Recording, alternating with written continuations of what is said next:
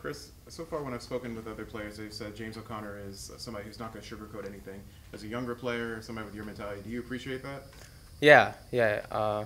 It's much appreciated. You don't want anybody to be not necessarily telling you the things that you don't want to hear, if that makes sense. You want to improve in all ways, and coaches need to be honest with you if you're going to reach your full potential.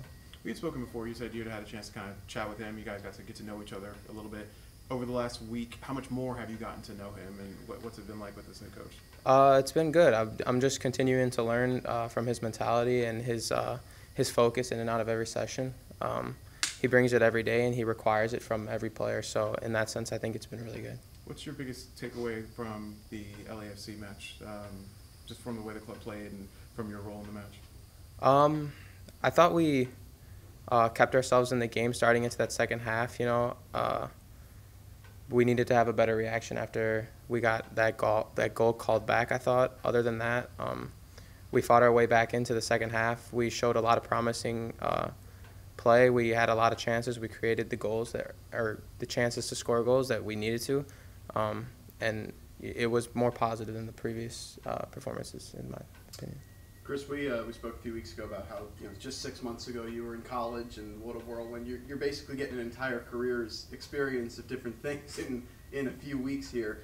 For you personally, how has it been to digest all this and keep yourself focused on just improving on the field? It's been good. It's been a challenge, of course. In my first season, but this is just the nature of the business, right? And I'm kind of just learning as I go, taking advice from the other guys, and just trying to push forward and focus on each and every next game. Obviously, you have Toronto now this weekend, a team that's also struggling in the standings. When you go into this game on Saturday at home, how much of an emphasis is it on to make it a must-win game against Toronto? I think we try to approach every game like that, just as a must-win. We never want to drop points, and especially at home. So yeah, going into this weekend again, it's a must-win game. We're trying to get back on track. What has it been like for you, just as a person, dealing with such a long bad stretch like this? I mean, RJ said it sucks, and there's only one way out. But what has it been like for you? It's hard.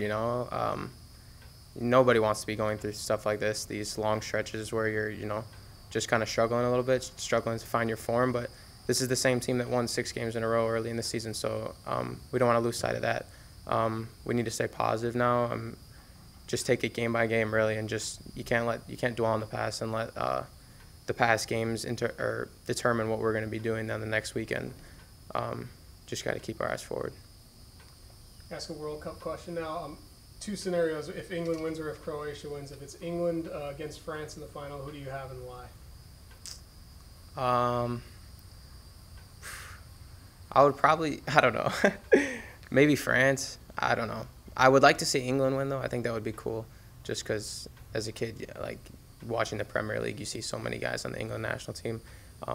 They haven't won anything recently, so I think it'd be cool to see them win, especially with a young squad. And France as well. They got a lot of good players as well, and Mbappe winning would be cool to see as well for how good of a World Cup he's put on.